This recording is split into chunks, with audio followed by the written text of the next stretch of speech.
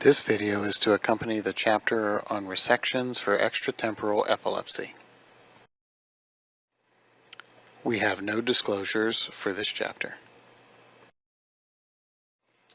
In this presentation, we will describe the basic semiology of seizures arising from the frontal, parietal, and occipital lobes.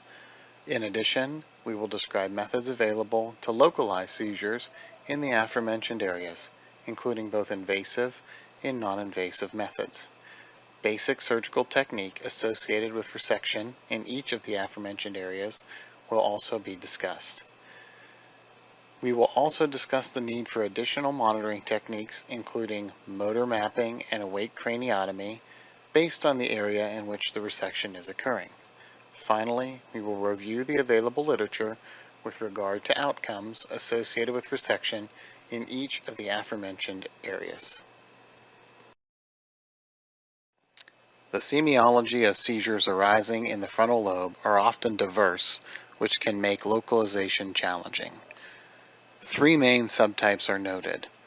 Partial motor seizures often present with focal clonic activity in the setting of preserved consciousness.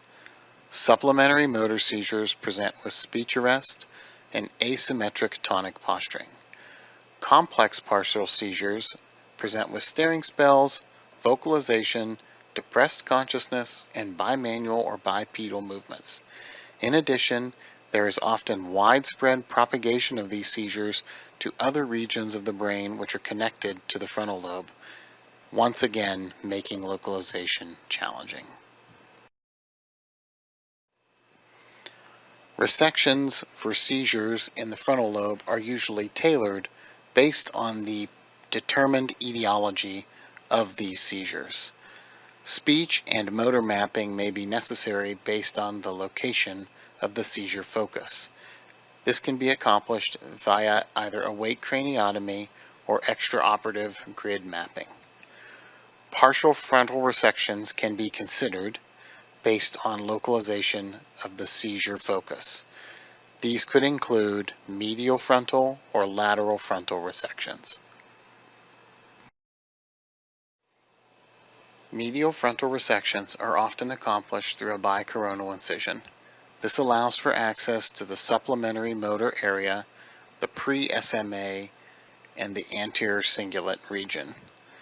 SMA syndrome is of concern with resections in this region. This presents as decreased volitional movement of the contralateral limbs with normal or increased tone. In the dominant hemisphere, mutism is often noted. Postoperative MRI is important to differentiate this from an infarction. The border of the SMA region is noted to be the precentral sulcus posteriorly and the cingulate sulcus inferiorly. Also of note in this region, the falx does not extend inferiorly to the corpus callosum. It does extend to the superior border of the cingulate gyrus.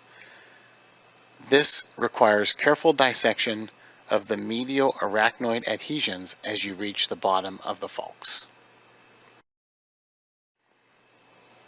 Lateral frontal resections can often be accomplished through a standard pterional craniotomy for access to the anterior lateral frontal lobe.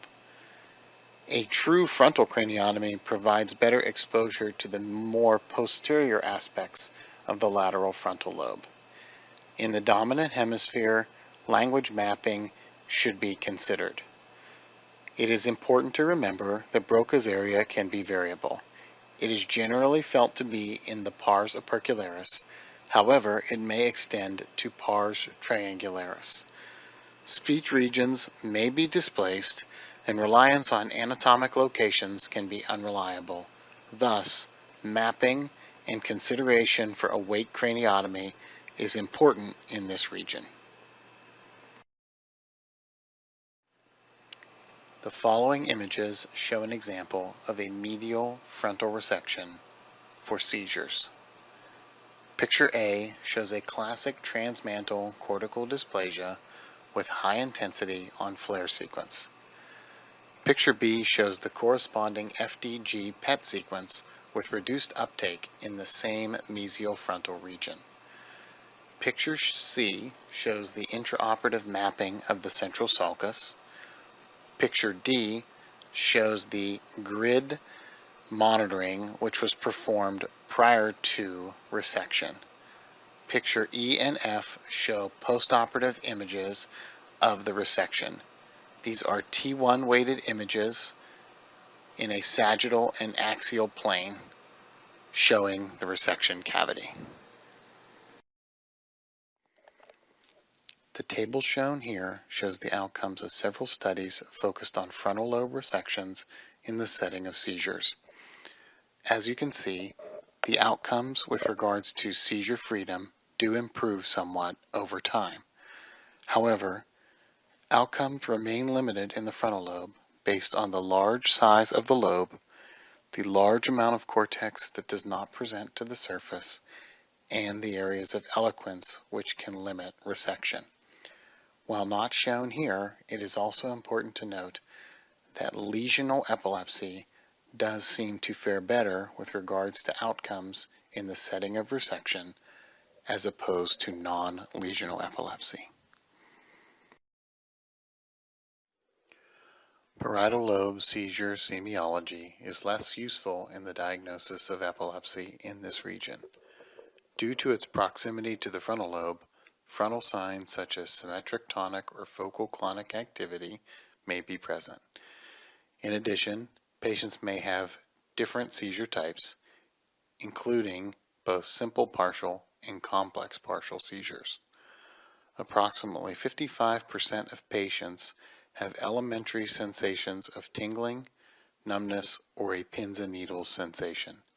This may be due to the involvement of the postcentral gyrus, in which the symptoms are contralateral to the seizure, or involve the second or third somatosensory areas, which are less spatially discrete, leading to symptoms being nonspecific or bilateral in nature.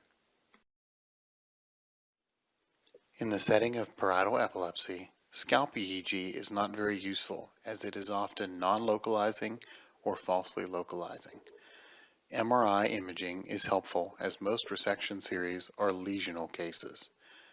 Stereo EEG, invasive monitoring, PET, SPECT, and MEG imaging may be useful in non-lesional cases.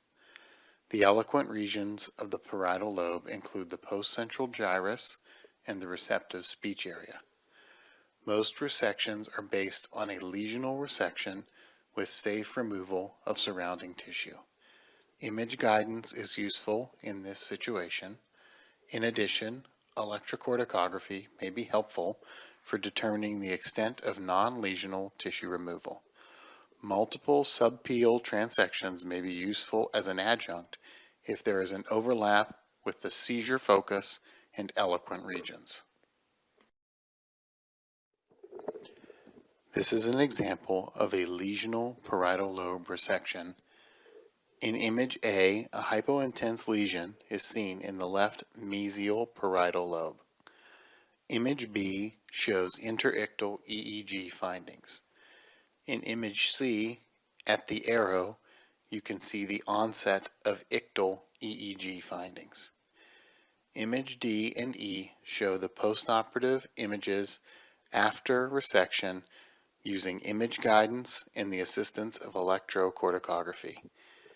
Image F shows the characteristic pathological findings of a dysembryoplastic neuroepithelial tumor, or DNET.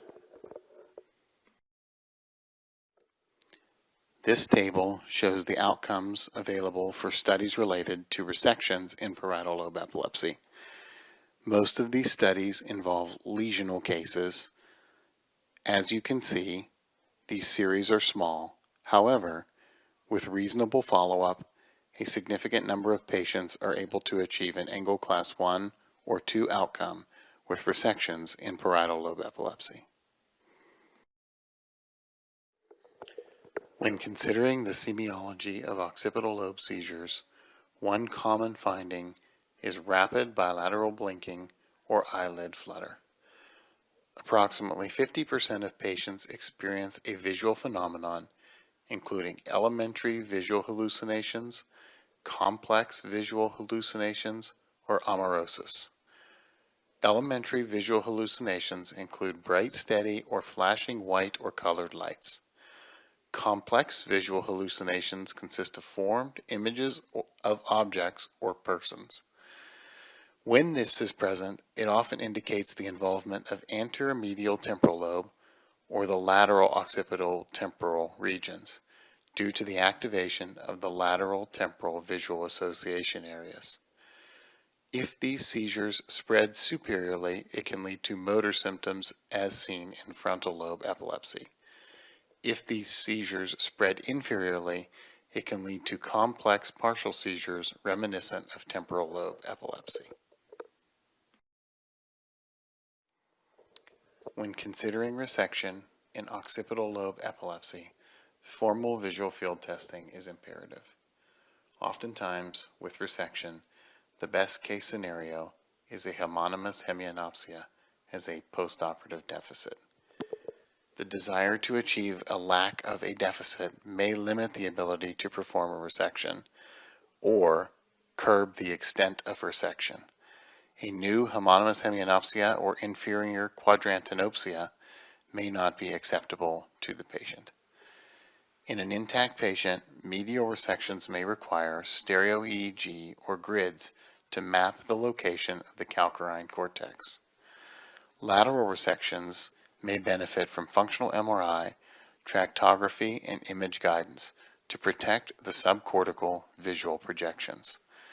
Stereo EEG may be beneficial if seizures extend into the parietal or temporal regions. Electrocorticography may help to determine the extent of resection required to achieve good seizure control. These images show a representative example of a resection in the setting of occipital lobe epilepsy. In image A flare hyperintensity can be seen in the left occipital lobe of this patient who has had seizures from a very young age. Image B shows the corresponding FDG PET sequence with reduced uptake overlapping the same lesional area noted on MRI. Image C shows tractography, which is a useful adjunct in an effort to spare visual fibers during occipital resections. Image D shows a 3D CT image of the stereo EEG scheme used for seizure localization. Images E and F show postoperative MRI imaging of the resection cavity after a lesionectomy guided by electrocorticography and image guidance. This table shows outcomes noted in occipital lobe resections for epilepsy. As you may note, outcomes have improved over time. In addition, many of these series include a small number of patients. Finally, most patients in these series underwent resection for lesional epilepsy, ultimately leading to better seizure outcomes. In conclusion, seizure semiology and non-invasive EEG data can often be non-localizing or falsely localizing in the extratemporal lobes. MRI is important to investigate for a lesional source. In non-lesional cases, invasive monitoring and ancillary studies are more likely to be indicated. Location of areas of eloquence differ greatly amongst the extratemporal lobes. This leads to the need for a good understanding of anatomy and the knowledge of when to incorporate more advanced surgical techniques, such as awake craniotomy and extraoperative mapping. Seizure outcomes, although worse than that seen for temporal lobe epilepsy, continue to improve in extratemporal epilepsy as advancements are made in imaging and surgical techniques. Thank you.